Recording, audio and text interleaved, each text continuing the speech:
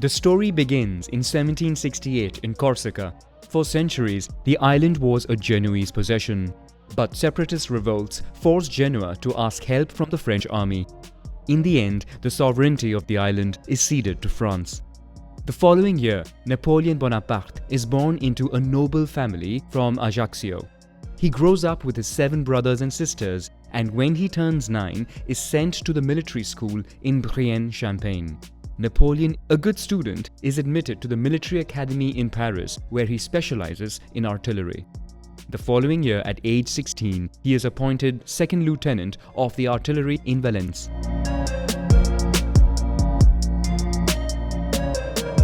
In France, the economic situation is catastrophic.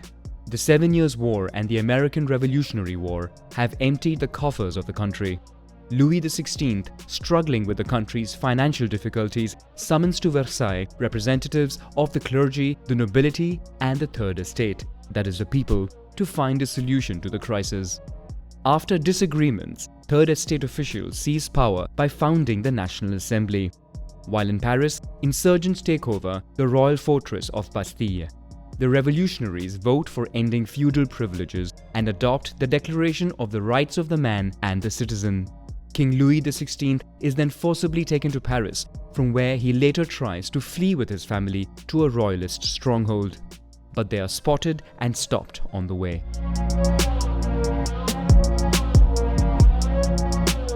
Initially, European monarchies remain mute about the French Revolution, seeing the weakening of their French competitor as a good thing. But the arrest of Louis XVI make them fear that revolutionary ideas might spread across the continent and threaten their thrones. Prussia and Austria then combine forces to try and restore the French monarchy. War breaks out, with the French armies in poor condition. Facing the Allied army advance on Paris, the revolutionaries panic and execute all opponents of the revolution. But eventually, an unexpected victory of the French army pushes the coalition back beyond the country's borders. The revolutionaries regain confidence and proclaim the Republic. Louis XVI is then tried and guillotined, further angering European monarchies.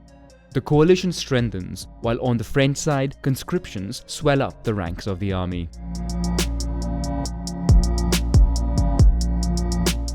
Within the country, clashes between royalist and counter-revolutionary forces cause civil wars. Napoleon and his family, who support the revolution, are driven away by Corsican separatists.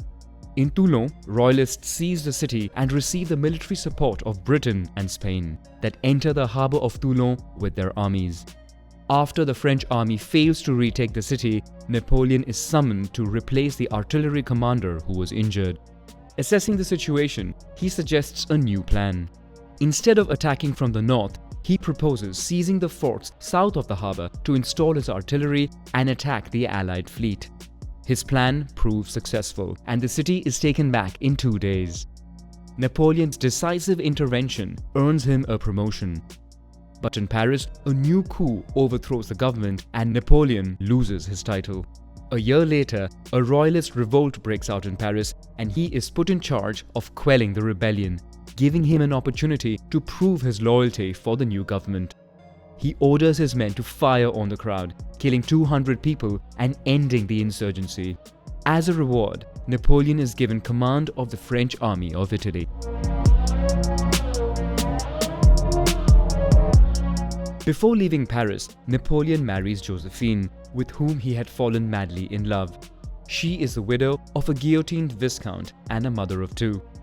Napoleon joins his army, which he finds in poor state. His men are poorly fed, badly equipped, and no longer paid. Napoleon would assume the role of their charismatic leader and motivates his troops by promising them the riches of northern Italy. At this time, 2 armies are stationed there, a Piedmontese army and an Austrian one. Napoleon is outnumbered and knows that if both armies unite, he would have no chance. His plan is to speedily advance his troops, place them in between both armies, and fight them separately. On April 10, he launches his attack. The plan works, and after a few battles, he defeats the Kingdom of Sardinia.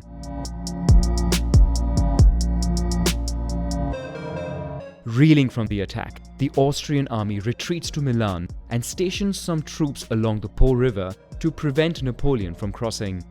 Napoleon sends over a small part of his army as a diversion while the bulk of his troops cross the river further east.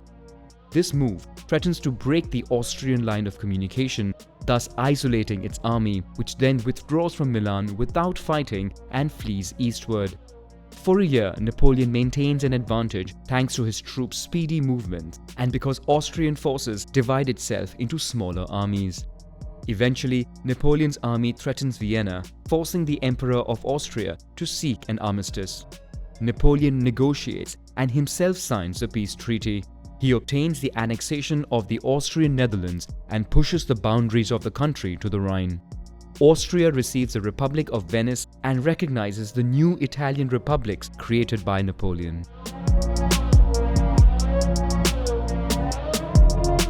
Upon his return to Paris, Napoleon is welcomed as a hero. The government now asks him to invade Britain, the last enemy of France. But England has control over the seas and Napoleon is aware of the risk that this entails.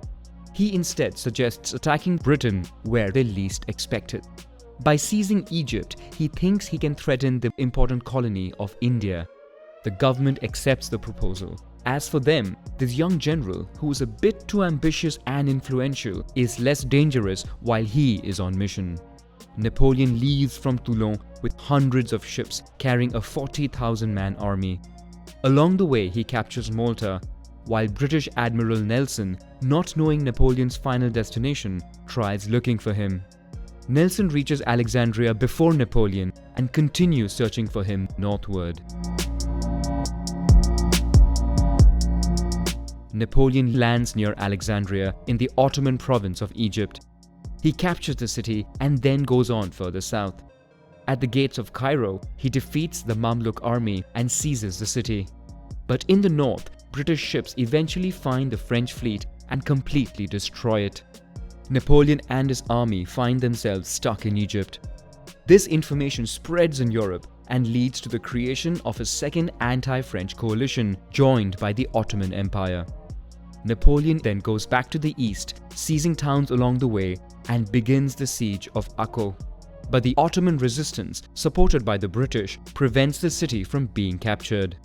Napoleon then hears that the British are preparing for the landing of an Ottoman army in Alexandria.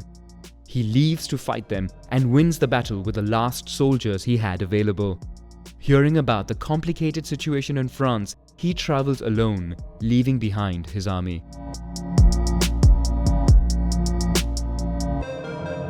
When he reaches France, the situation is tense. Austrian and Russian armies retake northern Italy, while Paris suffers from political instability.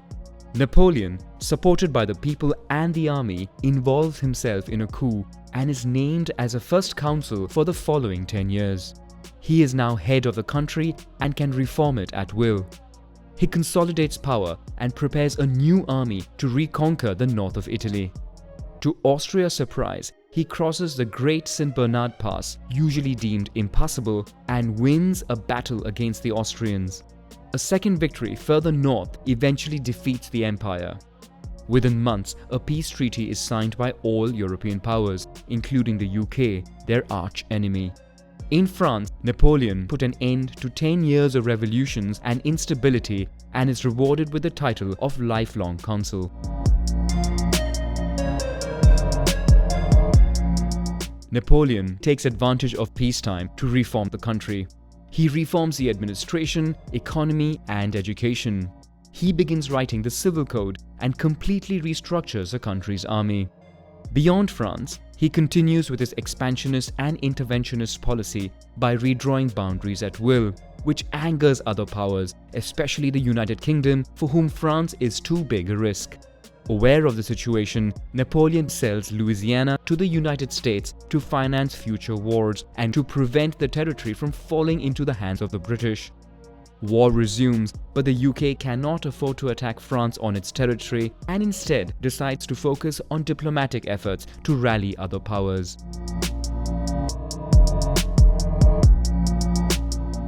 Napoleon, who narrowly escaped an attack, knows his life is in danger. He tries to sustain the new French model by creating an empire, hoping that the revolutionary values remain strong even if he were to die. On December 2nd, 1804, Napoleon becomes the emperor and crowns himself and his wife Josephine in Notre-Dame de Paris. He implements a more authoritarian regime. From a military standpoint, he makes Spain go to war against the United Kingdom because he needs its military fleet. Having now brought together enough armies along the Channel, Napoleon is ready to invade the United Kingdom.